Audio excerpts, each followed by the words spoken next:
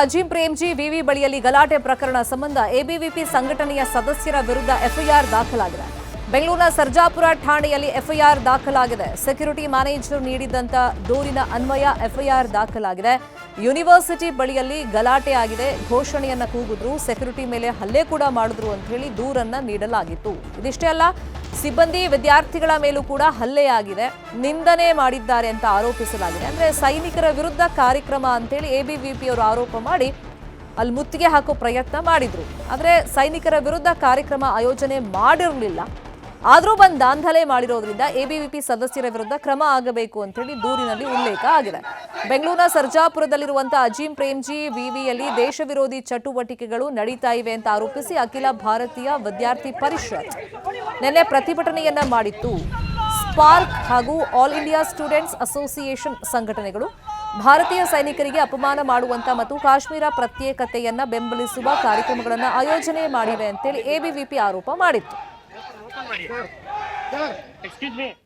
ಮಧ್ಯಪ್ರದೇಶದ ಭೋಪಾಲ್ನಲ್ಲಿ ಸೆಕ್ಸ್ ದಂಧೆ ನಡೆಸ್ತಾ ಇದ್ದ ಇಬ್ಬರು ಮುಸ್ಲಿಂ ಸಹೋದರಿಯರನ್ನ ಅರೆಸ್ಟ್ ಮಾಡಲಾಗಿದೆ. ಹಿಂದೂ ಹುಡುಗಿರನ್ನ ಟಾರ್ಗೆಟ್ ಮಾಡಿ ಸೆಕ್ಸ್ ದಂಧೆಯಲ್ಲಿ ತೊಡಗೋ ರೀತಿಯಲ್ಲಿ ಇವರು ಮಾಡ್ತಾ ಇದ್ರು ಅಂತೇಳಿ ಆರೋಪ ಕೇಳಿಬಂದಿದೆ.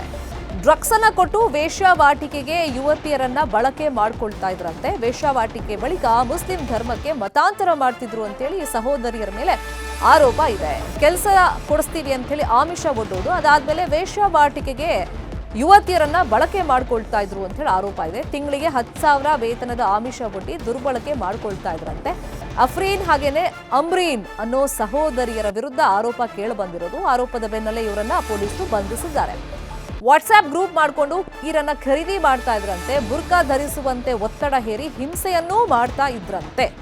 ಡ್ರಗ್ಸ್ ಕೊಟ್ಟು ವೇಶ್ಯಾವಾಟಿಕೆಗೆ ದೂಡ್ತಾ ಇದ್ರಂತೆ. ಫಸ್ಟ್ ಕೆಲಸದ ಆಮಿಷ ಒಡ್ಡೋದು, ತಿಂಗಳಿಗೆ ನಿಮ್ಗೆ 10,000 ರೂಪಾಯಿ ದುಡ್ಡು ಕೊಡಿಸ್ತೀವಿ, ಕೆಲಸ ಕೊಡಿಸ್ತೀವಿ ಅಂತ ಹೇಳಿ ಆಮಿಷ ಒಡ್ಡೋದು, ವಾಟ್ಸ್ಆಪ್ ಗ್ರೂಪ್ಗಳನ್ನ ಕ್ರಿಯೇಟ್ ಮಾಡ್ಕೊಳ್ಳೋದು, ಆಮೇಲೆ ಡ್ರಗ್ಸ್ ಕೊಟ್ಬಿಟ್ಟು ವೇಶ್ಯಾವಾಟಿಕೆಗೆ ದೂಡೋದು, ಇದು ಇವ್ರ ಕೆಲಸ ಆಗಿತ್ತು. ಮಧ್ಯಪ್ರದೇಶದ ಭೋಪಾಲ್ನಲ್ಲಿ ಇಬ್ರು ಮುಸ್ಲಿಂ ಸಹೋದರಿಯರನ್ನ ಈ ಆರೋಪದ ಮೇಲೆ ಬಂಧಿಸಲಾಗಿದೆ.